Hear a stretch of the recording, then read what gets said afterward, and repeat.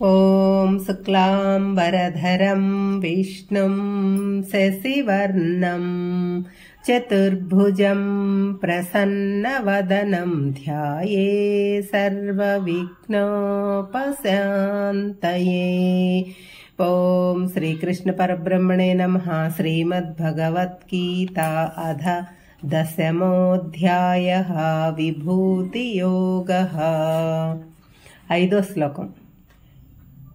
అహింసా సమతా తుష్టిః తపోదానం యశో యశః భవంతి భావా భూతానాం మత్త ఏవ పృథగ్విదాః. తరువాత భయం అభయం. భయం కూడా 2 రకాలు. లేనిది రాదేమో అనే భయం ఉన్నది, పోతుందేమో ఉన్నది పోతుందేమో అనే భయం. లేనిది వస్తే అమ్మయ్యా అని భయం పోతుంది. ఉన్నది క్షేమంగా ఉంది అని తెలిస్తే కూడా అదే మాదిరి ఆ భయం. ఎవరు అండలేకపోతే భయం. మినిస్టర్ అండగా ఉంటే అభయం. పరమాత్మను నమ్ముకుంటే భయమే ఉండదు, అంతా అభయమే.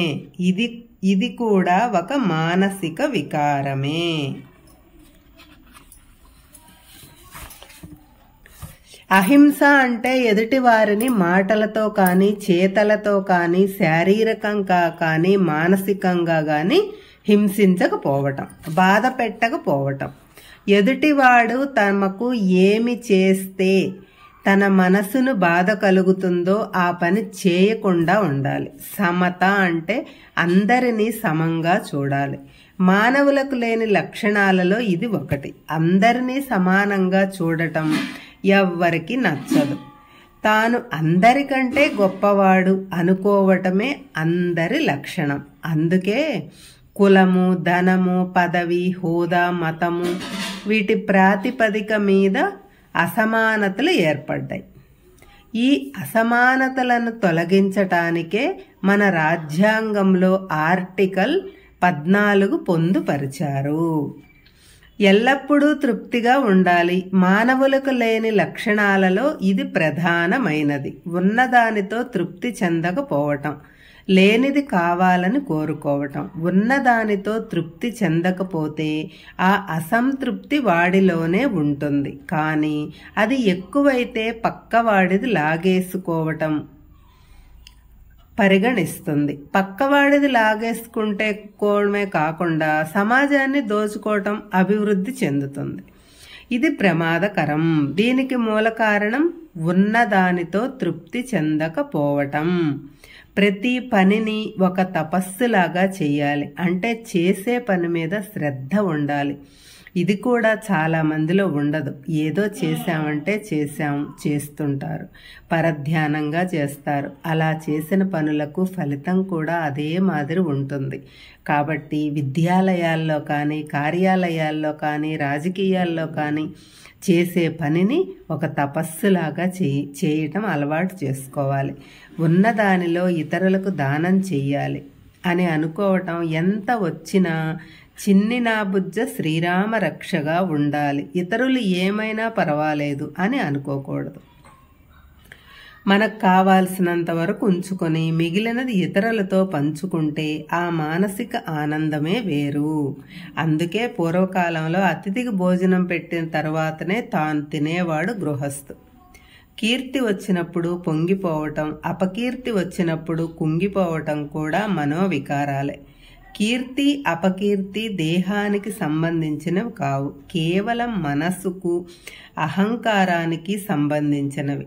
నాకు ఇంత కీర్తి ప్రతిష్ట ఉంది అని పొంగిపోతే మనసుకు ఆనందం కలుగుతుంది. అలాగే ఇతరులు తనను అపకీర్తి పాలు చేస్తే మానసికంగా కుంగిపోతారు. శరీరం అలాగే ఉంటుంది. కాబట్టి ఈ ద్వంద్వాలను సహించటం ప్రతి మానవుడు నేర్చుకోవాలి. ఇవన్నీ మానవులలో ఆయా సందర్భాలను బట్టి, వారు చేసే ఆలోచనలను, కర్మలను బట్టి కలుగుతుంటాయి. ఇవన్నీ దేహానికి సంబంధించినవి కావు, సూక్ష్మ దేహానికి సంబంధించినవి. స్థూల దేహానికి ఉండటానికి ఇల్లు, కడుపు నిండా అన్నం, కంటి నిండా నిద్ర ఉంటే చాలు. కానీ పై వికారాలన్నీ సూక్ష్మదేహంతో అనుభవించే వికారాలు మాత్రమే. ఈ వికారాలన్నింటికీ నేనే కారణము అని అన్నాడు కృష్ణుడు. ఇలా చెప్పటంలో అంతరాత్రం తెలుసుకోవాలి. మనలో కలిగే ఏ వికారమునైనా మనసే కారణం. ఆ మనస్సు చైతన్యం కావాలంటే మనలో చైతన్యం ఉండాలి. ఆ చైతన్య స్వరూపమే ఆత్మ. ఆ ఆత్మ పరమాత్మ స్వరూపం. అందుకే వీటన్నింటికీ నేనే కారణము అని మూలానికి వెళ్ళాడు పరమాత్మ. నిజానికి ఈ వికారాలన్నీ ఎవరెవరి పూర్వజన్మ వాసనలను బట్టి, వారి ఆలోచన సరళిని బట్టి, చేసే కర్మలను బట్టి కలుగుతుంటాయి. ఎవరి వాసనలను బట్టి వారికి ఆయా ఫలాలను పరమాత్మ పంచిపెడుతుంటాడు. తాను మాత్రము సాక్షీభూతంగా చూస్తుంటాడు. మూలానికి వెళితే మనసుకు కూడా తానే కారణం. కాబట్టి ఈ మనోజనితములైన వికారములకు అన్నింటికీ నేనే కారణము అని చెప్పాడు పరమాత్మ. అంతేకాని ఇవన్నీ పరమాత్మ చేస్తున్నాడని, ఆయన ప్రేరణతో మనం చేస్తున్నామని కాదు. దీపం వెలుగులో మంచి పనులు చేయవచ్చు, మర్డర్లు చేయవచ్చు, మానభంగాలు చేయవచ్చు. అన్నిటి మీద దీపం వెలుగు సమానంగానే ఉంటుంది. దీపం వెలుగుకు వేడితో కూడా సంబంధం, ఆసక్తి ఉండదు. అలాగే మనలో ఉన్న చైతన్య శక్తికి కూడా మనం చేసే ఆలోచనలతో కానీ పనులతో కానీ ఎటువంటి ఆసక్తి సంబంధము ఉండదు. దీపం వెలుగు ఇచ్చినట్టే ఆత్మ చైతన్యం ఇస్తుంది. అంతే. 6వ శ్లోకం. మహర్షయః సప్త పూర్వే చత్వారో మనవస్తథా మద్భావా మానసా జాతాః యేషాం లోక ఇమాం ప్రజాః. ఈ లోకంలో ఉండే మానవులకు పూర్వీకులు ఎవరైతే ఉన్నారో ఆ మహా ఋషులు 7. వారే కాకుండా సనకుడు మొదలగు 4 దేవ ఋషులు, మనువులు, వీరందరూ నన్నే భావిస్తుంటారు, నా గురించి ధ్యానిస్తుంటారు. వీరంతా కూడా నా మానస పుత్రులే, ఈ సంకల్పము చేత పుట్టిన వారే. మానవలోకంలో ఉన్న మానవులకు గోత్రాలు ఉన్నాయి. వాటికి మూల పురుషులు 7 ఋషులు. ఉదాహరణకు కశ్యపుడి నుంచి పుట్టినవారు కశ్యప గోత్రం వారు. వారి మూల పురుషుడు కశ్యపుడు, వత్సారుడు, నైద్రువుడు. ఇలాగా అన్ని గోత్రములకు మూల పురుషులు ఉన్నారు. అందుకే సగోత్రీకుల మధ్య వివాహములు చెయ్యరు. ఎందుకంటే వీరి మూల పురుషులు డిఎన్ఏలు ఒకటే కాబట్టి అన్న చెల్లి సంబంధం అవుతుంది. సంతానము బలహీనంగా ఉంటుంది అని భావన. ఈ ఋషులు 7 మంది. వీరి పేర్లు వశిష్ఠుడు, విశ్వామిత్రుడు, జమదగ్ని, గౌతముడు, భరద్వాజుడు, అగస్త్యుడు, కశ్యపుడు. వీరి పేర్లు వివిధ పురాణాలలో వేరువేరుగా ఉన్నాయి. కొన్నింటిలో భృగువు, పులహుడు, క్రతువు మొదలగు వారి పేర్లు కూడా ఉన్నాయి. దేవ ఋషులు 4. వీరు సనక, సనందన, సనత్కుమార, సనత్ సుజాతలు. ఇంకా మానవుల గురించి తెలుసుకుందాం. బ్రహ్మకు ఒక రోజులో 1000 మహాయుగములు గడుస్తాయి. అంటే 4000 యుగాలు. ఈ 4000 యుగాలు 14 మన్వంతరాలుగా విభజింపబడ్డాయి. 14 మన్వంతరాలకు 14 మంది మనువులు పరిపాలకులుగా ఉన్నారు. వారి పేర్లు: స్వయంభువ మన్వంతరము, స్వారోచిత మన్వంతరము, ఉత్తమ మన్వంతరము, తామస మన్వంతరము, రైవత మన్వంతరము, చాక్షుష మన్వంతరము, వైవస్వత మన్వంతరము, సావర్ణి మన్వంతరము, దక్ష సావర్ణి మన్వంతరము, బ్రహ్మ సావర్ణి మన్వంతరము, ధర్మ సావర్ణి మన్వంతరము, రుద్ర సావర్ణి మన్వంతరము, దేవ సావర్ణి మన్వంతరము, ఇంద్ర సావర్ణి మన్వంతరము. మనం ప్రస్తుత వైవస్వత మన్వంతరం అంటే 7వ మన్వంతరంలో ఉన్నాము. ఈ మనువులు సంతతిని మానవులు అని అంటారు. మను అనే పదమే ఇంగ్లీష్లో మాన్ అయింది. మనసుతో ఆలోచించేవారు మానవులు. ఎందుకంటే జంతువులకు పక్షులకు ఆలోచించే శక్తి లేదు. 4 మహారుషులు, 7 సప్త ఋషులు, 14 మంది మనువులు. వీరంతా కూడా ఆ పరమాత్మ యొక్క సంకల్పం నుంచి ఉద్భవించిన వారు. ఈ సృష్టికి వీరే మూల పురుషులు. వీరందరికీ భగవంతుని మీద అనన్య భక్తి, ఆత్మజ్ఞానము పుష్కలంగా ఉంది. మరి ఈ సృష్టి ఇలా ఎందుకు జరిగింది అని ప్రశ్నించుకుంటే ఒకటే సమాధానం. మనకు 2 మార్గాలున్నాయి. ఒకటి ప్రవృత్తి మార్గం, అంటే ప్రాపంచిక విషయములలో లీనమయ్యే మార్గం. రెండవది నివృత్తి మార్గం, అంటే ప్రాపంచిక విషయములను వదిలి పరమాత్మ వైపు ప్రయాణించే మార్గము నివృత్తి మార్గం. సనకాదులు అనుసరిస్తే సప్త ఋషులు మనువులు మనకు ప్రవృత్తి మార్గాన్ని అంటే గృహస్థాశ్రమాన్ని సూచించారు.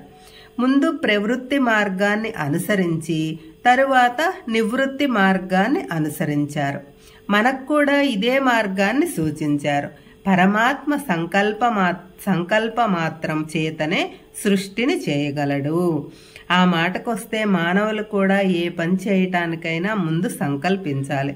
తరువాత అది కార్యరూపం దాలుస్తుంది. సంకల్పం మనసులో ఉంటుంది, కార్యం ప్రకటితమవుతుంది. కేవలం స్త్రీ పురుష సంయోగం చేతనే కాకుండా సంకల్పం చేత కూడా సృష్టి జరుగుతుంది అనే విషయాన్ని మనకు పరోక్షంగా తెలియజేస్తున్నాడు పరమాత్మ. లౌకికంగా చూస్తే ఒక ముఖ్యమంత్రి ఆరోగ్యశ్రీని సృష్టించాడు. జలయజ్ఞం గురించి ఆలోచించాడు. ఇవన్నీ ఆలోచనలే. ఆ ఆలోచనల నుంచి వచ్చిన ఆచరణలే. వీటికి రూపం లేదు. ఇవి వ్యవస్థలు. వీటిని ఫలానా ముఖ్యమంత్రి బ్రెయిన్ చైల్డ్ అని అంటుంటారు కదా. అలాగే ఈ సనకాదులు, సప్తఋషులు, మనువులు అవ్యక్తమైన వ్యవస్థలు. వీటిని స్థూల శరీరాలు ఉండవు. అందుకే బ్రహ్మ మానస పుత్రులు అని అన్నారు. మరి వీళ్ళంతా ఎలా ఉంటారు అంటే మద్భావ, అంటే ఎల్లప్పుడూ నన్నే భావిస్తుంటారు అని అర్థం. ఆత్మజ్ఞానం కలిగి ఉంటారు.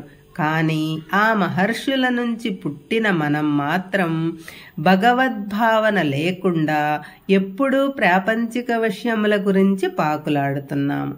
24 గంటలు కొంచెం సమయం కూడా భగవంతుని ధ్యానించటానికి కేటాయించటం లేదు. కాబట్టి మనం కూడా కొంచెం భగవద్భావన అలవర్చుకోవాలి. ఎందుకంటే మన వంశ ప్రతిష్టను నిలబెట్టవలసిన బాధ్యత మన మీదే ఉంది.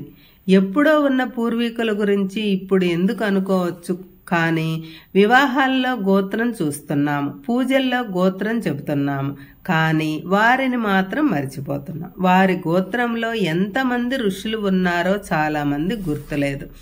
మన పూర్వీకులను స్మరించుకోవటం మన కనీస కర్తవ్యం అని అందరూ భావించాలి. మరొక విషయం ఏంటంటే మనం అందరం ఆ మహర్షుల నుంచి పుట్టాం కాబట్టి మనం కూడా వారి మాదిరి గొప్పవాళ్లమే, తక్కువ వాళ్ళం కాదు. కానీ మనలను మనం తక్కువ చేసుకుంటున్నాం. కులాల పేరిట అడ్డుగోడలు నిర్మించుకుంటున్నాం. జాతి మత కుల వివక్ష లేకుండా అందరం ఈ మహారుషుల సంతానమే. ఎవరైనా మీ పూర్వీకులు ఎవరు అంటే తాత ముత్తాతల పేర్లు కాకుండా నేను ఫలానా ఋషి సంతతి వాడిని అని గర్వంగా చెప్పాలి.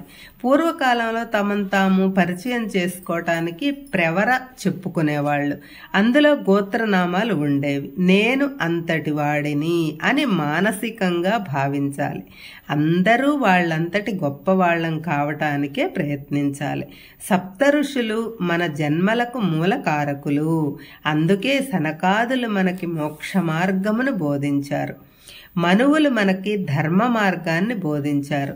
మనుధర్మ శాస్త్రము ఈనాటికి మనము అనుసరిస్తున్నాము. సప్త ఋషులు మనకి వంశ పరంపరగాను, సనకాదులు మనకు గురు పరంపరను, మనువు మనకు ధర్మ పరంపరను ఇచ్చారు. అందుకే పరమాత్మ ఈ ముగ్గురిని గురించి ప్రస్తావించారు. హరే కృష్ణ.